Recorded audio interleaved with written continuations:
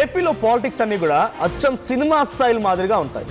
అవి వండర్స్ అయినా, వార్నింగ్స్ అయినా, ఫైట్స్ అయినా, ఫన్ అయినా, స్పీచెస్ అయినా, స్పిరిచువల్స్ అయినా, ఎగ్జాంపుల్స్ అయినా, ఎలివేషన్స్ అయినా అచ్చం ఎవరి స్క్రీన్ ప్లే వాళ్ళకే ఉంటుంది, ఎవరి డైరెక్షన్స్ వాళ్ళకే ఉంటాయి, ఎవరి డైలాగ్స్ వాళ్ళకే ఉంటాయి. సో పక్కాగా సినిమా స్టైల్లో జరుగుతూ ఉంటాయి ఏపీ పాలిటిక్స్లో దాదాపుగా. సో ఇప్పుడు నారా లోకేష్ అదే మాదిరిగా మరోసారి జగన్కు చాలా స్ట్రాంగ్ వార్నింగ్ ఇచ్చారు. రెడ్ బుక్లో ఇంకా 3 పేజీలు మాత్రమే పూర్తయ్యాయి, ఇంకా చాలా ఉన్నాయి, బయటికి తీస్తామన్నారు నారా లోకేష్. ఎవరిని వదిలిపెట్టే ప్రసక్తే లేదని వార్నింగ్ ఇచ్చారు. ఎవరికి ఎప్పుడు ముహూర్తం పెట్టాలో మాకు తెలుసు అన్నారు నారా లోకేష్. చంద్రబాబును జైల్లో పెట్టి ఏం పీకావని కూడా ఆయన మాట్లాడడం జరిగింది. నువ్వు అరెస్ట్ చేస్తే మేము భయపడాలా? నీకంటే ముందు చాలామంది మాట్లాడారు, వాళ్ళ పరిస్థితి ఏంటో ఆలోచించుకో అని సైకో జగన్ అంటూ కూడా సంబోధిస్తూ నారా లోకేష్ మాట్లాడడం ఇప్పుడు సంచలనంగా మారింది. సో నారా లోకేష్ చాలా వార్నింగ్ ఇచ్చారు. అందుకే నేను చెప్పాను సినిమా స్టైల్లో జరుగుతాయని అని. డైలాగులైనా, డాషింగ్లైనా, ఏదైనా కూడా ఎవరి స్క్రీన్ ప్లే వాళ్ళకు ఉంటుంది, ఎవరి డైరెక్షన్స్ వాళ్ళకు ఉంటాయి, ఎవరి డైలాగ్స్ వాళ్ళకు ఉంటాయి. గతంలో జగన్ సైతం తమ పార్టీకి సంబంధించిన నాయకులు జైల్లో ఉండడం సందర్భంలో ఆయన ములాఖత్లో వెళ్ళి కలుస్తున్న సమయంలో పోలీస్ అధికారులని గుడ్డలుడ తీసుకొడతానని చెప్పాడు, రోడ్డు పైన పరిగెత్తిస్తానన్నాడు. సప్త సముద్రాలు దాటినా తప్పించుకోలేని వార్నింగ్ ఇస్తూ ఒక అల్టిమేట్ డైలాగ్తో ట్రెండ్లోకి వచ్చాడు. ఆ తర్వాత తగ్గేదేలే అంటూ వైసీపీ నాయకులు రప్పా రప్పా నరుకుతామని చెప్పి వైసీపీ నాయకులు, దానికి కౌంటర్గా టీడీపీ వాళ్ళు. సో చూసారు కదా, అచ్చం సినిమా మాదిరిగా లేదు. ఇప్పుడు పవన్ కళ్యాణ్ మాట్లాడిన మాటలు కూడా జనరల్గా ఆయన is a famous film star. So రాజకీయాల్లో కూడా ఆయన ఇచ్చే వార్నింగ్లు కూడా అదే మాదిరిగా ఉంటూ ఉంటాయి. ఇప్పుడు నారా లోకేష్ డైరెక్ట్గా జగన్ టార్గెట్ చేస్తూ సైకో జగన్ అనడం, ఆ తర్వాత 3 పేజీలే మిగిలాయి, 3 పేజీలే పూర్తయ్యాయి, ఇంకా చాలా ఉన్నాయి, అన్నీ బయటికి తీస్తా, ఎవరిని వదిలిపెట్టే ప్రసక్తే లేదు.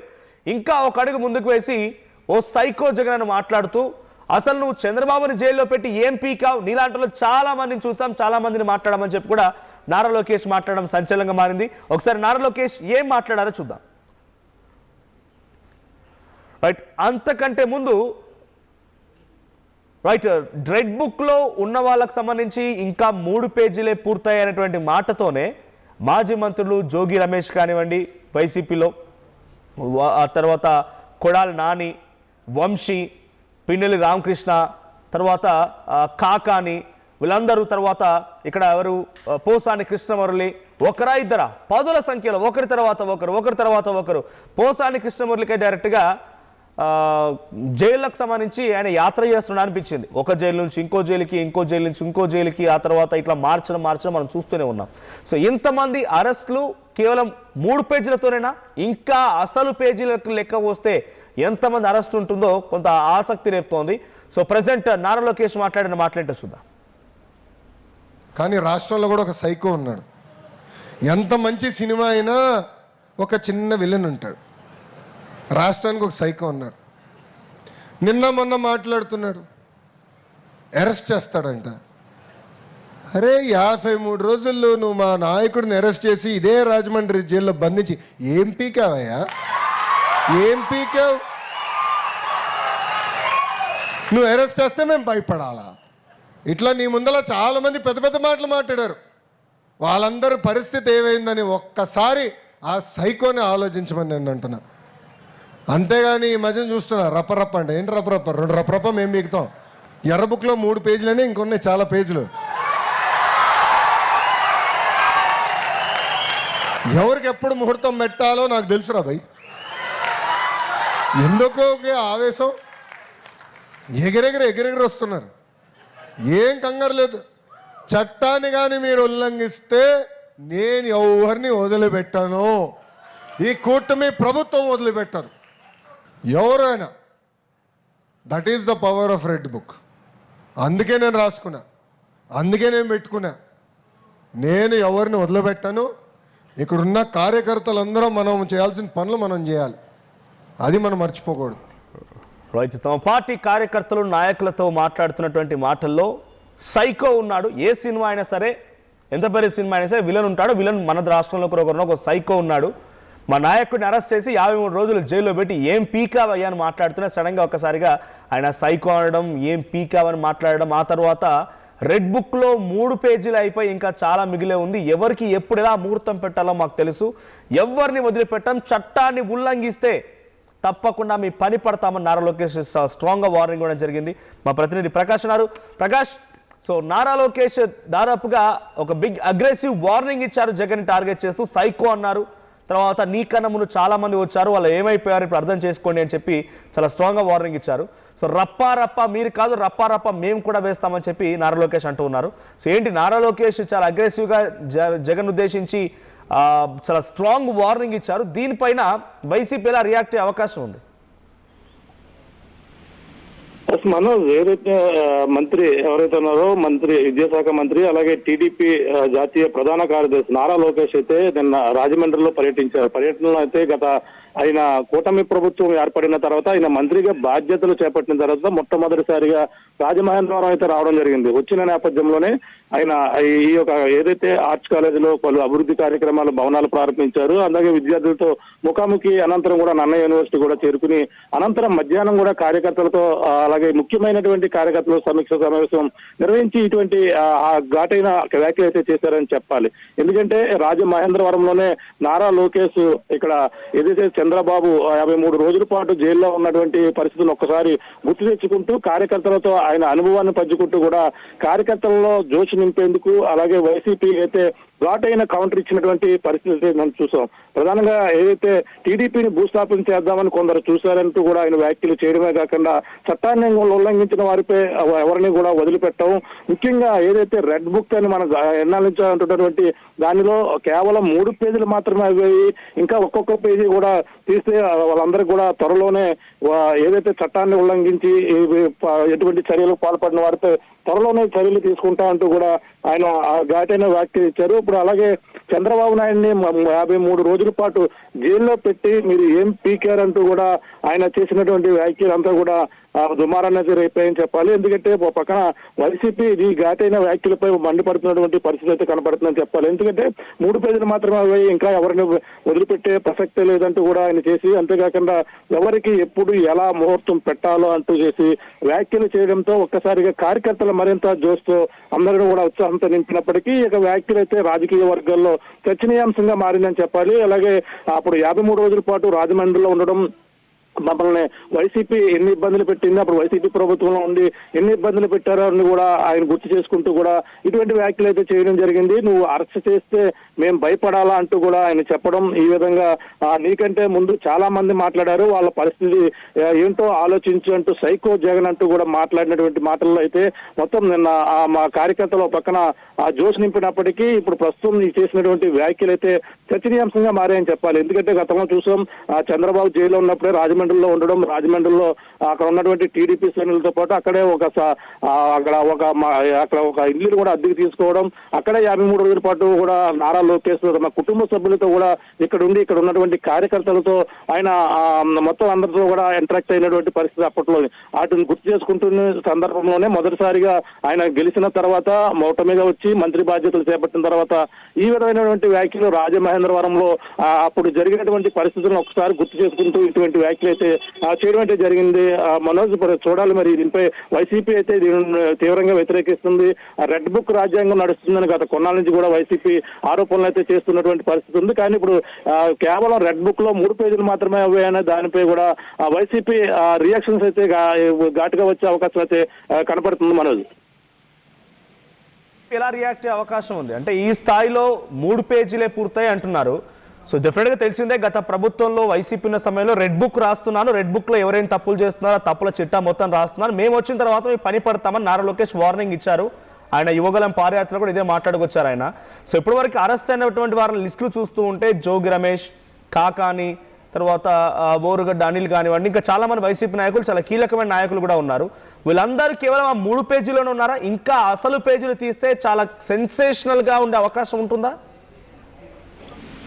ఆయన మాటల్లో అర్థం చూసుకుంటే అదే కనిపిస్తుంది. మనం చూసాం ఎన్నో కేసుల్లో ఇప్పటికే లిక్కర్ స్కామ్ కావచ్చు, అలాగే మిథున్ రెడ్డి కావచ్చు, అలాగే జోగి రమేష్, ఇలా అందరినీ కూడా ఒక్కొక్కరిని ఇప్పటికే కేసులు నమోదయ్యి వాళ్ళకు ముందు రిమాండ్కి వెళ్ళిన పరిస్థితి కనపడుతున్నాయి. అలాగే మిథున్ రెడ్డి కూడా ఇటీవల రాజమండ్రి సెంట్రల్ జైల్లో కూడా కొన్ని రోజుల పాటు ఉన్నారు. ఇటువంటి పరిణామాలు చూస్తే ముఖ్యమైన అప్పుడు ఏదైతే కామెంట్ చేశారో 53 రోజుల పాటు చంద్రబాబు జైల్లో ఉన్నప్పుడే ఇటువంటి వ్యాఖ్యలు చేయడం, ఇటువంటి వారిపై ప్రతి ఒక్కరిపై కూడా రివెంజ్ తీసుకునే పనిలో ఉన్నారంటూ కూడా వైసీపీ సంబంధించిన వాళ్ళు అయితే దీనిపై మండిపడుతున్నారు. ప్రస్తుతం మరి వాళ్ళు చేసినటువంటి కామెంట్స్ కి అయితే ప్రధానంగా ఇంకా ఎవరెవరు ఉంటారు, అలాగే 3 పేజీలు మాత్రమే అనే దానిపై ఇంకా రెడ్ బుక్ రాజ్యాంగంలోనే ఇంకా నడుస్తుంది. ప్రజాస్వామ్యం ఏదైతే ఒక పక్కన పీపీ విధానం మీద ఒక పక్కన వైసీపీ ఉద్యమం చేపడుతుంది, దాన్ని కూడా ఆయన కూడా మాట్లాడుతూ పీపీపీ విధానాన్ని కూడా వాళ్ళకి అర్థం తెలియదంటూ కూడా ఘాటైనటువంటి వ్యాఖ్యలు చేయడమే కాకుండా ఈ యొక్క రెడ్ బుక్ రాజ్యాంగం మీద వైసీపీ ఘాటుగా రియాక్ట్ అయ్యే అవకాశం అయితే కనపడుతుంది. మరి లోకేష్ అప్పుడు జరిగినటువంటి సందర్భాలు గుర్తు చేసుకుంటూ అప్పుడు ఎవరైతే కామెంట్ చేశారో వాళ్ళు ప్రతి ఒక్కరు కూడా రివెంజ్ అంటే తప్పు చేసిన వారిని ఎవరిని కూడా వదిలిపెట్టడం, చట్టాన్ని ఉల్లంఘించిన వారిపై చర్యలు తప్పవంటూ కూడా చట్టాన్ని ఉల్లంఘించారు కాబట్టి వాళ్ళపై చర్యలు తీసుకున్నాము. వాళ్ళు ఎవరైతే ఇప్పటి వరకు కూడా అరెస్ట్ అయినటువంటి వైసీపీ నాయకులు వాళ్ళకి సంబంధించిన ప్రతిదీ కూడా అక్రమాలకు పాల్పడ్డారు కాబట్టి వాళ్ళు చట్టాన్ని ఉల్లంఘించి చేశారు కాబట్టి ఇప్పుడు వాళ్ళు సంబంధించిన కేసులు అయితే నమోదయ్యాయి. ఇప్పుడు ఇంకా ఒక్కొక్కరు కూడా బయటకు వస్తారంటే ఇంకా ముఖ్యమైన వాళ్ళు మాజీ సీఎం జగన్మోహన్ రెడ్డితో పాటు అలాగే ఇంకా పక్కన మంత్రి రోజా, ఇలా వీళ్ళందరూ కూడా ఇంకొకరు కూడా ఉన్నారు. అంటే అప్పుడు ఏదైతే ఆయన అవమానకరంగా మాట్లాడిన వారు సభలో అవమానించారని కూడా గత కొండరా నుంచి కూడా, అలాగే తన తల్లిని కూడా ఈ విధంగా అవమానించారని కూడా నిన్న రాజమండ్రిలో విద్యార్థులతో ముఖాముఖి సమయంలో కూడా ఒక సందర్భాన్ని ఉద్దేశించి కూడా ఆయన అయితే మాట్లాడినటువంటి పరిస్థితి ఉంది. ఈ విధంగా క్రమశిక్షణతో ఉన్నటువంటి పార్టీ టీడీపీ, అటువంటి టీడీపీ పార్టీని భూస్థాపితం చేయాలని, చంద్రబాబు నాయుడిని అన్యాయంగా 53 రోజుల పాటు జైల్లో పెట్టారని, ఇటువంటి కక్షపూరితంగా చేశారు కాబట్టి వాళ్ళు తప్పు చేశారు, తప్పు చేసిన వారికి శిక్ష తప్పదు. 3 పేజీలు మాత్రమే ఇంకా బుక్ ఇంకా అవ్వలేదు, కంప్లీట్ కాలేదు. వాళ్ళలో మరి ముఖ్యమైన పేర్లే ఉండే అవకాశం అయితే కనబడుతుంది. మరి చూడాలి, ఒక్కొక్క స్కామ్ ఇంకా బయటకు తీసిన ఆ స్కామ్ లో ఒక్కొక్కరు కూడా బయటకు పడతారు, ఒక్కొక్కరి యొక్క బండారం బయటపడుతుందనే ఆయన అర్థం వచ్చేలాగా మాట్లాడారు. మరి త్వరలో మరి ఇంకా ఆయన రెడ్ బుక్ సంబంధించిన ఎఫెక్ట్ ఏ విధంగా ఉండబోతుందని కూడా దీనిపై ఆయన మాట్లాడిన మాటలు చూస్తుంటేనే సీరియస్ గానే ఉండే అవకాశం అయితే కనపడుతుంది. మరి ఎవరు ఉండాలి, అందులో ముఖ్యమైనటువంటి టార్గెట్ ఎవరు ఉంటారు, ఇంకా దానికి సంబంధించిన ఎటువంటి స్కామ్లో బయటపడతారు అనేది కూడా వేచి చూడవలసిన పరిస్థితి. వైసీపీ అయితే ఘాటుగానే రియాక్ట్ అయ్యి ఈ రోజు నుంచి అయితే రియాక్షన్స్ వచ్చే అవకాశం అయితే ఈ 3 పేజీలు మాత్రమే దానిపై ఈ రోజు వైసీపీ నుంచి అయితే తీవ్ర కామెంట్స్ అయితే వినబడుతున్నాయి. చెప్పాలి Manoj. Right, thank you Prakash. So మొత్తంగా నారా లోకేష్ చాలా అగ్రెసివ్గా వార్నింగ్ ఇచ్చారు. 3 పేజీలు మాత్రమే పూర్తయ్యాయి. రెడ్ బుక్ రాసుకుందే అందుకు. రెడ్ బుక్ ద్వారా ఇంకా చాలా పేజీలున్నాయి, అందరు లెక్కలు తేలుస్తామని మాట్లాడుకొచ్చారు. సైకో జగన్, నువ్వు గతంలో 53 రోజుల పాటుగా మా నాయకుడిని రాజమండ్రి ఇక్కడే జైల్లో పెడితే ఏం పీకావంటూ కూడా నారా లోకేష్ మాట్లాడడం మనం చూస్తున్నాం. సో త్వరలోనే చాలా పేజీలు ఉన్నాయి, ఇంకా అవన్నీ బయటికి తీస్తాం, అందరు లెక్కలు తేలుస్తాం. డెఫినెట్గా ఒక స్థాయిలో ఉండబోతోంది మిగిలిన పేజీల్లో అని చెప్పి ఒక ఆశాభావం అయితే టీడీపీ నాయకులు ఎక్స్పెక్ట్ చేస్తున్నారు. సో ఇప్పటికే 3 పేజీల్లోనే మాజీ మంత్రి అయినటువంటి జోగి రమేష్ కానివ్వండి, లేకపోతే కాకాని, తర్వాత పోసాని కృష్ణమురళి, పిన్నెల్లి రామకృష్ణారెడ్డి, ఆ తర్వాత కొంతమంది ఎంపీలు, ఇటీవల కాలంలో ఒక రాజ్యసభ సభ్యుడు కూడా సో అటు లిక్కర్కి సంబంధించిన విషయంలో లిక్కర్ స్కామ్లో పాల్పడ్డాడని చెప్పి పెద్దిరెడ్డి కుమారుని కూడా అరెస్ట్ చేయడం మనం చూసాం. సో అందరూ కూడా వరుసగా జైల్లోకి వెళ్ళడాలు, జైలుకి వెళ్ళి జగన్ పరామర్శించడాలు, వారి ములాఖాత్లో వేయడం చూస్తున్నాం. మరి నిజంగానే నారా లోకేష్ ఈ స్థాయిలో తన మాటల్ని వెలుగక్కుతున్నాడు, తనకు అగ్రెసివ్నెస్ చూపిస్తున్నాడు అంటే త్వరలోనే ఇంకొన్ని పేజీలు తీసి ఇంకెవరెవరిని అదుపులోకి తీసుకోబోతున్నారు, ఎవరిపై ఎటువంటి చర్యలు ఉంటాయో చూడాల్సిన అవసరం అయితే ఉంది. ఒకసారి నారా లోకేష్ మాటల్ని మళ్ళీ విందాం. అచ్చం సినిమా స్థాయిలో జరిగేటువంటి ఏపీ పాలిటిక్స్ పైన మీ రియాక్షన్ ఏంటి, కామెంట్ చేయండి.